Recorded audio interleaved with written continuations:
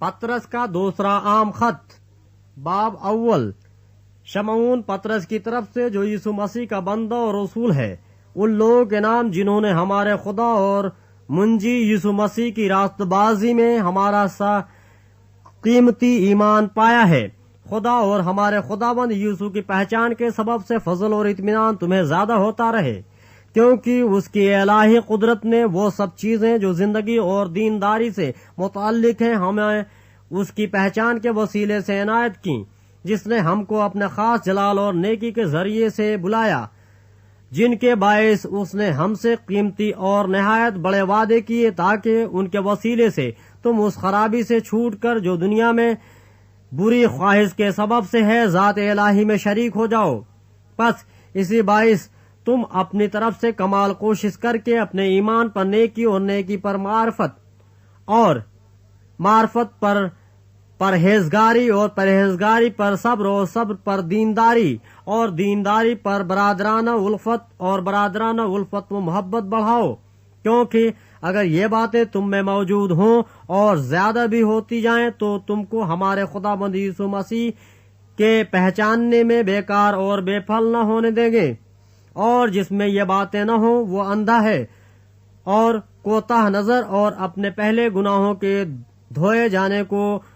भूले बैठा है। बस ऐ भाइयों, अपने बुलावे और बुरगज़िदगी को साबित करने की ज्यादा कोशिश करो, क्योंकि अगर ऐसा करोगे तो कभी ठोकर न खाओगे, बल्कि इससे तुम हमारे खुदाबंद मुंजी यीशु मसीह की अबदिश बादशाही में बड़ी इज्जत के साथ दाखिल किए जाओगे। इसलिए मैं तुम्हें ये बातें याद दिलाने को हमेशा मुस्तैद रहूंगा, अगरचे तुम उनसे वाकिफ और उस हक बात पर कायम हो जो तुम्हें हासिल है। और जब तक मैं इस खेमा में हूँ, तुम्हें याद दिला दिला कर उभारना अपने ऊपर वाजिब समझता हूँ, क्योंकि हमारे खुदाबंद यीशु मसीह के बताने के मुआफिक मुझे मालूम है कि मेरे खेमा के गिराए जाने का वक्त जल्द आने वाला है।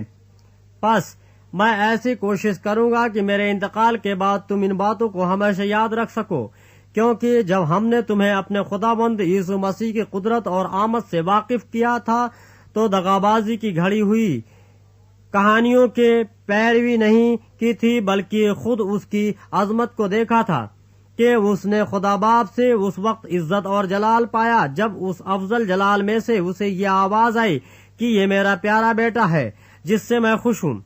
और जब हम उसके साथ मुकद्दस पहाड़ पर थे तो आसमान से यही आवाज आती सुनी, और हमारे पास नबियों का वो कलाम है जो ज्यादा मोतबर ठहरा, और तुम अच्छा करते हो जो ये समझकर उस पर गौर करते हो कि वो एक चिराग है जो अंधेरी जगह में रोशनी बख्शता है, जब तक पाँव न फटे और सुबह का सितारा तुम्हारे दिलों में न चमके। और पहले ये जान लो कि किताब मुक़द्दस की किसी नबूवत की बात की तावील किसी के जाती अख्तियार पर मौकूफ नहीं, क्योंकि नबूवत की कोई बात आदमी के ख्वाहिश से कभी नहीं हुई, बल्कि आदमी रूहुल कुद्स की तहरीक के सबब से खुदा की तरफ से बोलते थे।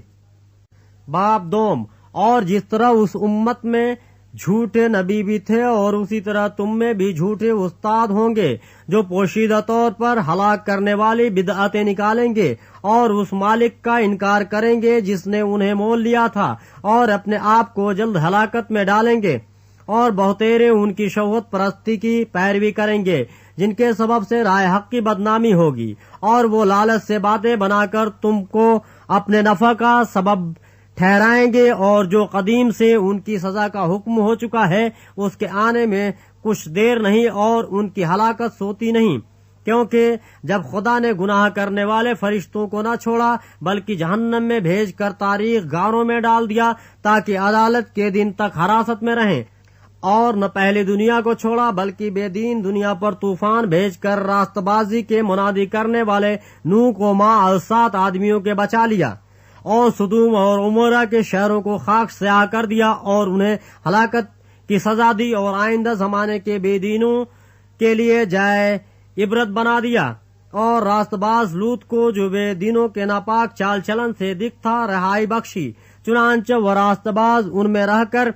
और उनके बेशरा कामों को देख देख कर और सुन सुन कर गोया हर रोज अपने सच्चे दिल को शिकंजे में खींचता था। تو خداوند دینداروں کو آزمائش سے نکال لینا اور بدکاروں کو عدالت کے دن تک سزا میں رکھنا جانتا ہے، خصوصاً ان کو جو ناپاک خواہشوں سے جسم کی پیروی کرتے ہیں اور حکومت کو ناچیز جانتے ہیں۔ وہ گستاخ اور خودرائے ہیں اور عزت داروں پر لان تان کرنے سے نہیں ڈرتے، باوجود یہ کہ فرشتے جو طاقت اور قدرت میں ان سے بڑے ہیں خداوند کے سامنے ان پر لان تان کے ساتھ نالش نہیں کرتے۔ لیکن یہ لوگ بے عقل جانوروں کی مانند ہیں جو پکڑے جانے اور ہلاک ہونے کے لیے حیوان مطلق پیدا ہوئے ہیں۔ جن باتوں سے ناواقف ہیں ان کے بارے میں اوروں پر لان تان کرتے ہیں، اپنی خرابی میں خود خراب کیے جائیں گے۔ دوسروں کے برا کرنے کے بدلے انہی کا برا ہوگا۔ ان کو دن دہاڑے عیاشی کرنے میں مزہ آتا ہے۔ یہ داغ اور عیب ہے۔ جب تمہارے ساتھ کھاتے پیتے ہیں تو اپنی طرف سے محبت کی اضافت کر کے عیش و عشرت کرتے ہیں۔ ان کی آنکھیں جن میں زناکار عورتیں بسی ہوئی ہیں گناہ سے رک نہیں سکتی۔ وہ بے قیام دلوں کو پھنساتے ہیں۔ ان کا دل لالچ کا مشتاق ہے، وہ لعنت کی اولاد ہیں۔ وہ سیدھی راہ چھوڑ کر گمراہ ہو گئے ہیں اور باور کے بیٹے بلعام کی راہ پر ہو لیے ہیں، جس نے ناراستی کی مزدوری کو عزیز جانا، مگر اپنے قصور پر یہ ملامت اٹھائی کہ ایک بے زبان گدی نے آدمی کی طرح بول کر اس نبی کو دیوانگی سے باز رکھا۔ وہ اندھے کنویں ہیں اور ایسے کہر جسے آندھی اڑاتی ہے، ان کے لیے بے حد تاریکی دھری ہے۔ وہ گھمنڈ کی بیہودہ باتیں بک بک کر شہوت پرستی کے ذریعے سے ان لوگوں کو جسمانی خواہشوں میں پھنساتے ہیں جو گمراہوں میں سے نکل ہی رہے ہیں۔ وہ ان سے تو آزادی کا وعدہ کرتے ہیں اور آپ خرابی کے غلام بنے ہوئے ہیں، کیونکہ جو شخص جس سے مغلوب ہے وہ اس کا غلام ہے۔ اور جب وہ خداوند اور منجی یسوع مسیح کی پہچان کے وسیلے سے دنیا کی آلودگیوں سے چھوٹ کر پھر ان میں پھنسے اور ان سے مغلوب ہوئے تو ان کا پچھلا حال پہلے سے بھی بدتر ہوا، کیونکہ راست بازی کی راہ کا نہ جاننا ان کے لیے اس سے بہتر ہوتا کہ اسے جان کر اس پاک حکم سے پھر جاتے جو انہیں سونپا گیا تھا۔ ان پر یہ سچی مثل صادق آتی ہے کہ کتا اپنی قے کی طرف رجوع کرتا ہے اور نہلائی ہوئی سورنی دلدل میں لوٹنے کی طرف۔ باب 3۔ اے عزیزو، اب میں تمہیں یہ دوسرا خط لکھتا ہوں اور یاد دہانی کے طور پر دونوں خطوں سے تمہارے صاف دلوں کو ابھارتا ہوں کہ تم ان باتوں کو جو پاک نبیوں نے پیشتر کہیں اور خداوند اور منجی کے اس حکم کو یاد رکھو جو تمہارے رسولوں کی معرفت آیا تھا۔ اور یہ پہلے جان لو کہ آخر دنوں میں ایسے ہنسی ٹھٹھا کرنے والے آئیں گے جو اپنی خواہشوں کے موافق چلیں گے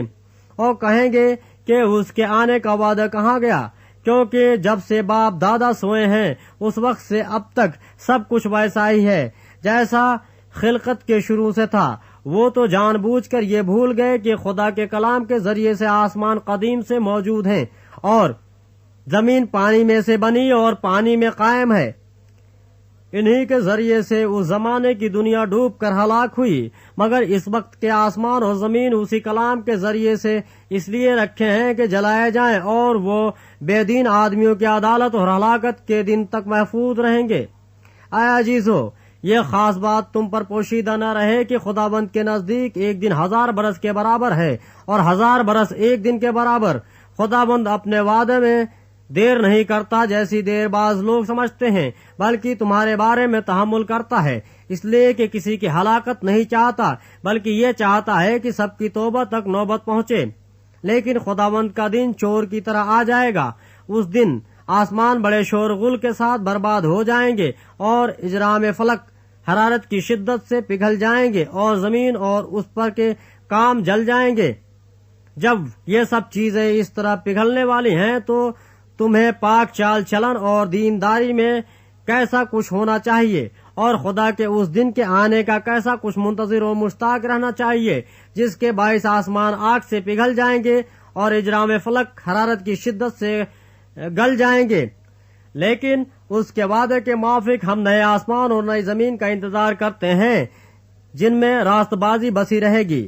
پس اے عزیزو، چونکہ تم ان باتوں کے منتظر ہو اس لیے اس کے سامنے اطمینان کی حالت میں بے داغ اور بے عیب نکلنے کی کوشش کرو اور ہمارے خداوند کے تحمل کو نجات سمجھو۔ چنانچہ ہمارے پیارے بھائی پولس نے بھی اس حکمت کے موافق جو اسے عنایت ہوئی تمہیں یہی لکھا ہے، اور اپنے سب خطوں میں ان باتوں کا ذکر کیا ہے، جن میں بعض باتیں ایسی ہیں جن کا سمجھنا مشکل ہے، اور جاہل اور بے قیام لوگ ان کے معنوں کو بھی اور صحیفوں کی طرح کھینچ تان کر اپنے لیے ہلاکت پیدا کرتے ہیں۔ بس اے عزیزو، چونکہ تم پہلے سے آگاہ ہو، اس لیے ہوشیار رہو، تاکہ بے دینوں کی گمراہی کی طرف کھینچ کر اپنی مضبوطی کو چھوڑ نہ دو، بلکہ ہمارے خداوند اور منجی یسوع مسیح کے فضل اور عرفان میں بڑھتے جاؤ۔ اسی کی تمجید اب بھی ہو اور ابد تک ہوتی رہے، آمین۔